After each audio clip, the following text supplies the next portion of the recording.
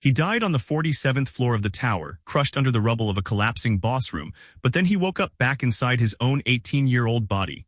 He now carried the mind of a man who lived 20 years into the future, and he remembered everything, exactly how his little brother died.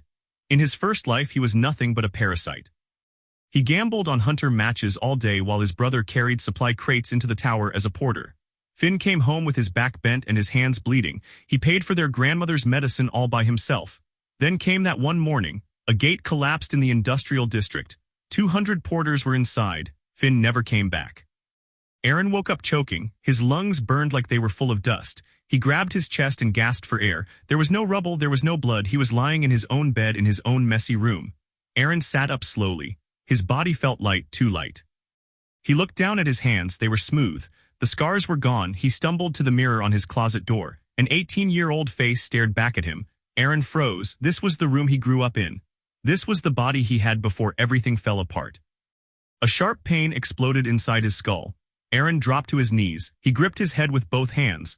Endless memories forced their way into his brain. He saw his whole first life in seconds. He saw Finn at 16, smiling, holding his porter license.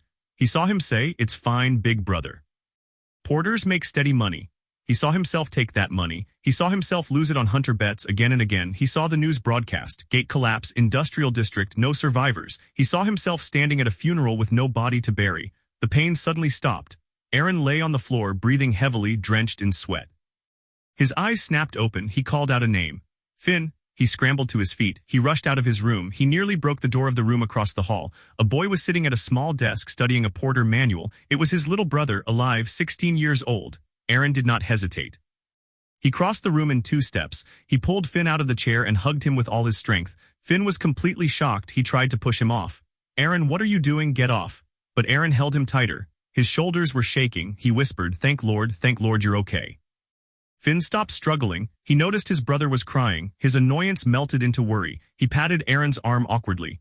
"Hey, what's wrong? Did something happen?" Aaron could not explain. How could he explain? He slowly let go. He wiped his face with his sleeve. Finn looked at him carefully. "Did you have a nightmare?" Aaron froze. Then he nodded. "Yeah, a nightmare." An awkward silence filled the small room. Finn scratched his head. "Grandma made soup. It's getting cold." Aaron nodded quickly. "Okay, I'll be right there." Finn gave him one last strange look and left. Aaron stood alone in the middle of the room. His eyes fell on the desk. The Porter manual was open to the first page. Next to it sat a registration form for the Porter Association. The date on the form made his blood run cold. Finn was registering this week. In his first life, this was the exact week it all began.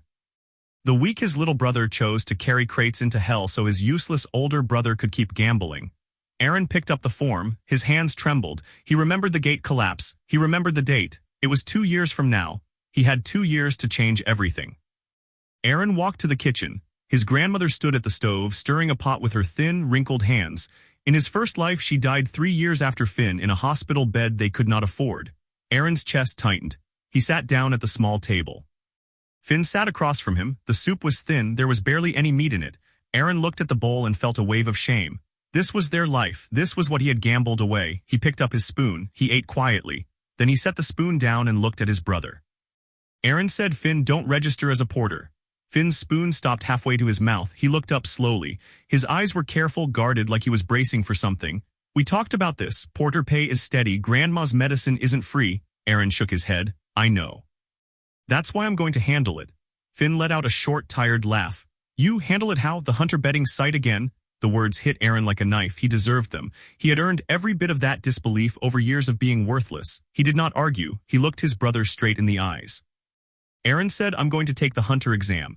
The kitchen went completely silent. Even his grandmother stopped stirring. Finn stared at him. "The exam is in 6 days. Registration closes tomorrow, and it costs 300,000. Aaron nodded. "I know." Finn's voice hardened. "We don't have that kind of money. I'm not giving you money for another one of your ideas." Aaron felt no anger. In his first life, this exact conversation had gone very differently. He had screamed. He had thrown a bowl at the wall. He had called his little brother selfish. The memory made him sick. Aaron stood up. He collected the empty bowls. He carried them to the sink and started washing them. Finn and his grandmother stared at him like he had grown a second head. In 18 years, Aaron had never once washed a dish. He dried his hands and turned around. Aaron said, "I wasn't asking you for money. I will never ask you for money again. I'll pay the fee myself." Then he walked back to his room and closed the door. He looked around his room. Posters of famous hunters covered the walls. In the corner sat his prized possession, a limited edition gaming rig with custom parts. He had begged Finn for months to help him buy it. The memory of it made his stomach turn. Aaron pulled out his phone. He photographed the entire setup. He posted it on a resale board. He set the price low for a quick sale. Within an hour his phone buzzed, a buyer, meeting in 2 hours. Aaron looked at the machine one last time. He muttered, "Sorry, but you have to go." That evening Aaron came home with $340,000 in his account. He registered for the hunter exam with 4 hours to spare. Then he sat on his bed and closed his eyes. Now came the real work. In his first life he took the exam at 27. His awakened rank was E, the second lowest. Everyone said his potential had dried up from age and alcohol, but Aaron knew something now that nobody else in the world knew. He had spent his last 2 years of life on the tower's upper floors, listening to the top rankers talk. And the number 1 ranker, the Sword Saint himself, had once said something by a campfire that Aaron never forgot. The Sword Saint had said, "Rank is not fixed at awakening. Rank is fixed by the state of your mana veins on the day of awakening. Mine were open because I trained the old breathing forms as a child. The association buried that knowledge. Sleeping talent sells more potions." At the time, Aaron had thought it was drunken nonsense. Now sitting in his 18-year-old body 6 days before his awakening, it was the most valuable sentence in the world. The old breathing forms, he remembered them. He had watched the Sword Saint perform them 100 times on the high floors. Aaron stood up. He pushed his bed against the wall to clear space on the floor. He took the first stance. His young body was stiff and weak. His muscles screamed. He did not stop. He breathed in the pattern the Sword Saint used. Slow, hold, circulate, release. For the first hour nothing happened. His legs shook, sweat dripped off his chin. Then deep in his chest he felt it, a tiny warm thread thin as a hair moving under his skin. Mana, 6 days before awakening when it should have been impossible. Aaron grinned through the pain. The association had buried the truth. He had dug it back up. For the next 5 days Aaron trained like a man possessed. He woke before sunrise. He ran the old stairs by the canal until his legs gave out. He practiced the breathing forms until midnight.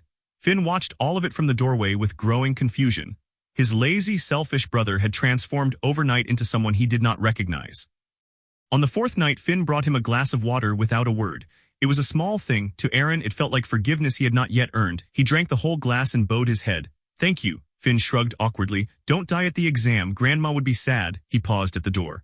"I already paused my porter registration, so you'd better pass." The morning of the exam, Aaron stood in front of the National Awakening Center with 2,000 other applicants. Most were 18, fresh and nervous. Some were older, taking their last shot. Aaron felt the warm threads of mana circulating through his body, wider and stronger after 6 days of the forbidden forms. The examiners called groups of 50 into the measuring hall. Aaron's group was called. They lined up in front of a massive black crystal, the awakening stone. One by one, applicants pressed their palms against it. The crystal glowed, weak yellow for F, pale green for E, the occasional blue for D brought scattered applause. The boy in front of Aaron got yellow, F rank. He walked away with his head down. The examiner waved Aaron forward without even looking up from her clipboard. Next, hand on the stone. Aaron stepped up. He took one slow breath, the Sword Saint's pattern, and circulated everything he had. Then he pressed his palm against the cold black crystal. For a moment nothing. The examiner sighed and raised her stamp. Then the crystal flickered. The flicker became a glow. The glow became a blaze. Deep violet light erupted from the stone, flooding the entire measuring hall. Gasps echoed off the walls. The examiner's clipboard hit the floor. Alarms Aaron had never heard before began to ring from the ceiling. Somewhere behind him, a supervisor shouted into a radio, "Get the director." Now, Aaron stared at the violet light wrapping around his arm and he smiled. In his first life, this stone gave him a pale green glow and a lifetime of pity. The association had buried the old forms to keep talent asleep. They were about to learn that one man had woken up. The measuring hall descended into chaos. Examiners rushed toward the stone. Applicants pushed forward to see. 2 guards grabbed Aaron by the shoulders and pulled him back from the crystal. The violet light slowly faded. The alarms stopped one by one. A heavy silence fell over the hall. 2,000 people stared at one skinny 18-year-old in worn-out clothes. Aaron kept his face calm. Inside, his heart was pounding. The plan had worked better than he dreamed. The crowd parted. An old man in a gray uniform walked through. His hair was white. His back was straight. Every examiner bowed as he passed. Aaron recognized him instantly. Director Hale, head of the National Awakening Center. In his first life, Aaron had only ever seen this man on television. The director stopped in front of Aaron. He studied him from head to toe. His eyes were sharp as knives. "Name," the director said. "Aaron Vale," Aaron answered. "Age, 18. The director turned to the crystal. He placed his own wrinkled hand on it. The stone glowed a deep, steady blue. He removed his hand and looked back at Aaron. The director said, "Do you know what violet means, boy?" Aaron shook his head. He knew exactly what it meant. He had heard it whispered on the tower's upper floors, but an 18-year-old nobody should not know. The director spoke slowly. Yellow is F, green is E, blue is D and C. Red is B and A. In 40 years I have seen red 11 times. He paused. I have seen violet once in a photograph from 60 years ago. The hall was so quiet Aaron could hear his own heartbeat. The director leaned closer. The photograph of the man who cleared the 90th floor. Whispers exploded through the hall. The examiners stared. The applicants pulled out their phones. Aaron felt hundreds of cameras pointing at his face. This was the part he had feared. Attention was money, but attention was also danger. He had a grandmother with a weak heart and a 16-year-old brother and no power yet to protect either of them. He bowed politely to the director. "Sir, does this mean I passed the exam?" A ripple of laughter broke the tension. Even the director's mouth twitched. "Passed," the director said. "Yes, you passed." They took Aaron to a private room on the top floor of the center. The room had leather chairs and a view of the tower in the distance, wrapped in its eternal gray clouds. A doctor scanned his body. A mana specialist measured his veins 3 separate times because she did not believe her own equipment. She kept muttering the same words. "Fully opened, every channel fully opened, that's impossible at awakening." Aaron sat quietly and let them work. He knew what they were seeing.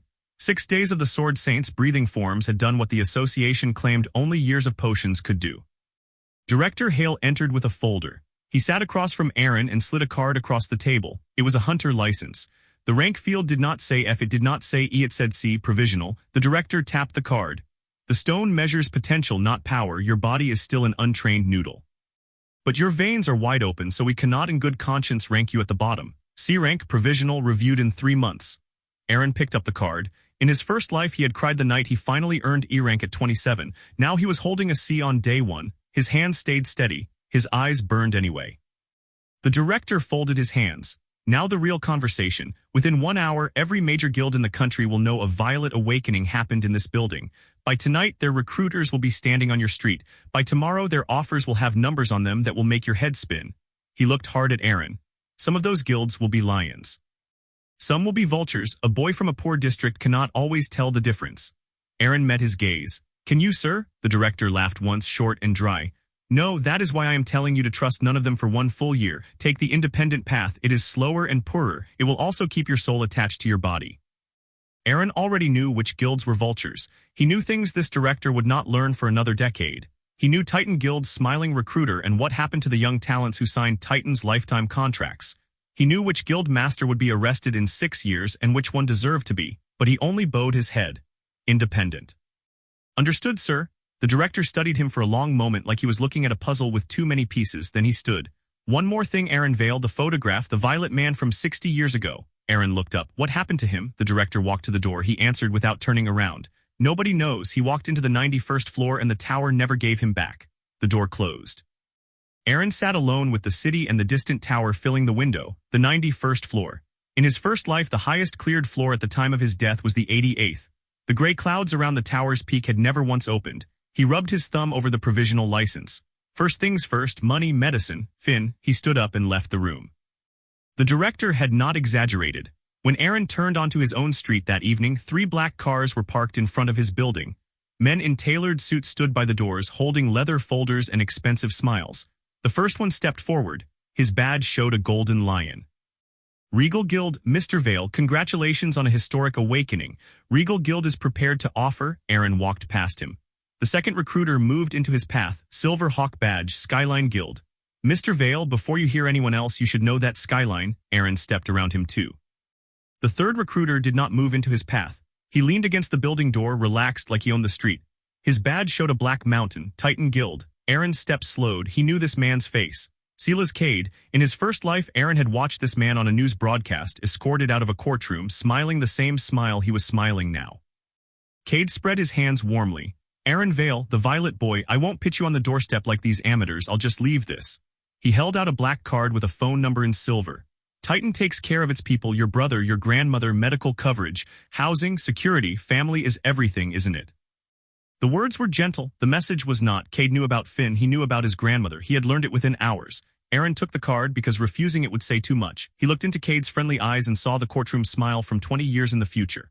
Family is everything, Aaron agreed quietly. Thanks for the card.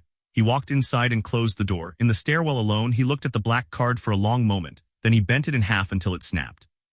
Upstairs, Finn was waiting in the doorway of the apartment. His face was pale. His phone was in his hand, screen glowing. Aaron, his voice shook. You're all over the internet. They're saying Violet. They're saying the director came down himself. They're saying he stopped. He looked at his older brother, the parasite, the gambler, the disappointment, standing in the stairwell with a hunter license in his hand. Is it true? Aaron held up the card so Finn could see the rank. See, provisional. Finn's mouth opened. No sound came out. Behind him in the kitchen, something clattered to the floor. Their grandmother stood there, a wooden spoon at her feet, both hands over her mouth. Aaron stepped inside and closed the door on the street full of vultures. He looked at his small family in the warm light of their small kitchen. Grandma, he said, Finn, sit down, dinner first. His voice caught for a second. Then I'll tell you how our life is going to change. 3 days later, Aaron stood at the base of the tower for the first time in his life. Up close, it was not a building. It was a wall of black stone that rose into the clouds and did not stop. The entry plaza swarmed with hunters. Teams checked their gear. Porters loaded crates onto their backs. Vendors shouted prices for potions and rope. Aaron wore the cheapest armor the license shop sold, a padded jacket and boots, and carried a plain steel short sword. The recruiter's offers could have bought him gear worth millions. He had refused all of them. Slow and poor and alive, like the director said. The gate guard scanned his license and raised an eyebrow at the sea. He looked at the cheap jacket, then at Aaron's face, then back at the license. You're him, the Violet kid. Aaron said nothing. The guard leaned in. Word of advice, half the teams in this plaza want to recruit you. The other half want to watch you fail. Floor 1 is safe as a park. Don't let anyone talk you above floor 3 alone. Aaron nodded politely. He had died on floor 47. He had walked floors this man had never seen. Thank you, he said, and stepped through the gate. The world dissolved and reassembled. Floor 1 spread out before him, a rolling grassland under a fake blue sky dotted with horned rabbits the size of dogs. New hunters chased them in noisy groups, laughing, missing, celebrating every kill like a championship. Aaron walked past all of it. He walked for 2 hours away from the safe zones toward the western cliffs that no beginner had a reason to visit. His memory of this place was 20 years old, but the tower did not change. That was its secret. The tower never changed. Only the people in it did. At the base of the western cliffs, exactly where he remembered, a dead tree grew sideways out of the rock. Aaron counted 10 steps north of it. He knelt and pushed aside a curtain of hanging moss. Behind it, a crack in the cliff face just wide enough for a man to squeeze through. In his first life, a dying scavenger on floor 30 had told this secret to the whole camp, laughing at his own wasted youth. Everyone had laughed with him. Nobody had believed him. Aaron squeezed through the crack. The passage opened into a small round chamber. Pale light fell from a hole in the ceiling far above. And in that light, growing out of a pool of shallow silver water, stood 12 stalks of Moonville herb.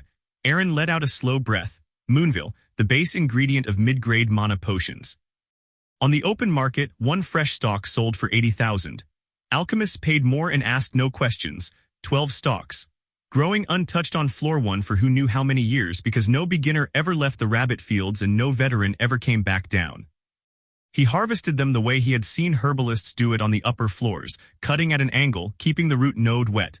He wrapped them in his spare shirt and packed them carefully. Then he sat by the silver pool and rested, and let himself feel it for 1 minute. In his first life at this age, he was asleep at noon, hungover on money his little brother had bled for. In this life, day 1 in the tower, he was carrying nearly 1 million in herbs on his back. His eyes stung. He rubbed them hard and stood up. Sentiment later, rabbits now. Because there was a second reason he had come to the cliffs. The horned rabbits near the safe zone were weak, pampered by easy grass. The rabbits out here were bigger, meaner, and worth double at the exchange. More importantly, they fought back. Aaron needed that. A C-rank license sat in his pocket, but his body was still, in the director's words, an untrained noodle. The sword saint's breathing forms had opened his veins. Now he had to fill them, and the only way to fill them was the same way it had always been. Fight, survive, repeat. The first rabbit charged him from the tall grass, horn down, fast as a motorcycle. The old Aaron would have died on floor 1. But this body carried a mind that had fought floor 40 monsters with worse gear than this. He read the charge. He stepped left at the last moment. He swung the steel sword in the short, economical arc the upper floor veterans used, no flourish, no wasted motion. The rabbit tumbled and did not get up.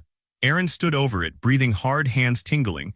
His technique was decades ahead of his muscles. The muscles would catch up. He whispered the breathing pattern, felt the thin warm threads of mana circulate, and moved deeper into the grass. Then Aaron walked to the alchemist quarter, to a small shop he remembered would still be honest in 20 years, and unwrapped the Moonville on the counter. The old alchemist's hands trembled as she examined the stalks. Fresh cut, root node intact. Where did an F-rank child, she caught herself, glanced at his license and closed her mouth. She paid him $1,040,000 and she asked no questions, and that was why he had chosen her. Aaron came home that night with more money in his account than his family had seen in 10 years. He walked in quietly. His grandmother was asleep in her chair by the window, a blanket over her knees, a bottle of the cheap heart medicine on the table beside her. The medicine that only half worked. The medicine that was all they had ever been able to afford. Aaron stood in the dark kitchen and looked at that bottle for a long time.